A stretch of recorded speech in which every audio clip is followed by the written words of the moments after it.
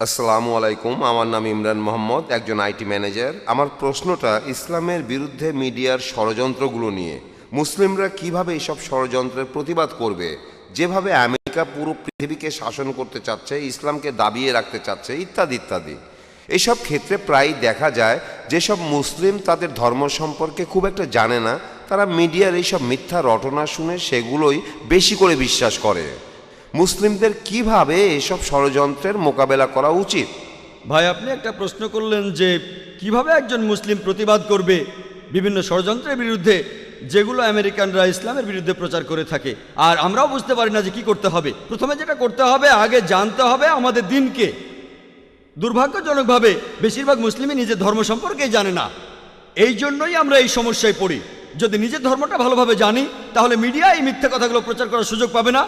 দুর্ভাগ্যজনকভাবে আমরা আমাদের ধর্মকে জানি না, আর এ কারণে মিডিয়া যখন বিভিন্ন খবর প্রচার করে আমরা মুসলিমরা লজ্জিত হই, তাদের সে কথাগুলো মেনে নেই। আমি একটা উদাহরণ দেই। একবার এক ধার্মিক মুসলিম, মাশাআল্লাহ, তিনি একদিন আমাকে বললেন, ভাই জাকির, আপনি কি জানেন এই তালেবানরা তারা খুবই নিষ্ঠুর, খারাপ মানুষ। আমি বললাম, কেন?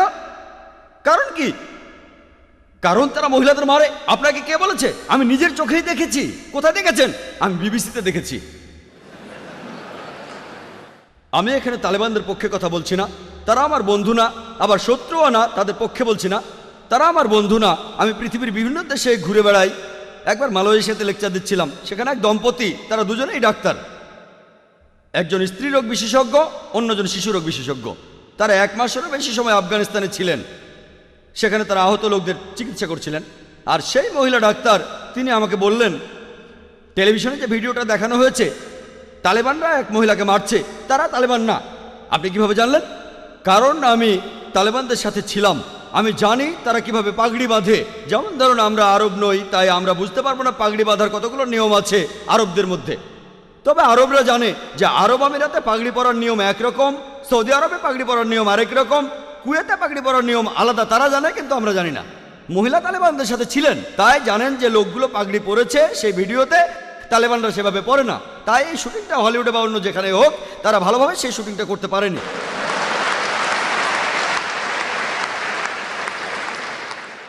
মিডিয়া এভাবে সব কিছু বদলে দিতে পারে। যেমন ধরুন, আপনাকে প্রশ্ন করলাম যে জর্জ বুশ ভালো না খারাপ মানুষ? ভালো না খারাপ? আপনি বললেন ভালো মানুষ না। আমি এখানে না শব্দটা এডিট করে দেব, আর আপনারা শুনবেন সে ভালো মানুষ। তারপর আপনাকে যখন সে ভিডিওটা দেখাবো, তখন বলবেন, ও মুখ ফসকে ভালো মানুষ বলেছি। আপনি ভালো মানুষ বলেননি, আপনি বলেছেন সে ভালো না। আমি না শব্দটা এডিট করে দিলাম, তারপর আপনাকে দেখালাম, দেখুন ভাই, আপনি ভালো বলেছেন। তখন বলবেন, ভুল করে বলেছি, আমি মুখ ফসকে বলেছি। মুখ ফসকে বলেননি, আপনি বলেছিলেন সে ভালো মানুষ না। আমি না শব্দটা বাদ দিলাম, আর শুনে মনে হবে সে ভালো। এভাবে মিডিয়া অনেক রকম খেলা করে।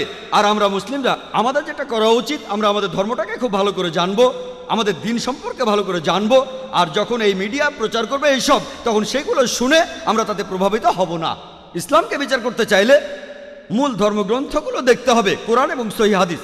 একজন মুসলিম বা মুসলিম সমাজ কি করে সেটা দিয়ে বিচার করলে হবে না।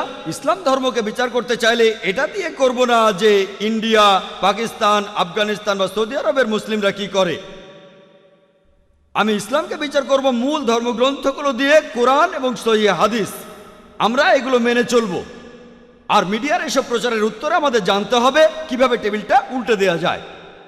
যেমন সেই সাংবাদিক দুটো প্রশ্ন করবেন, কিন্তু প্রশ্ন করেছেন মাত্র একটা।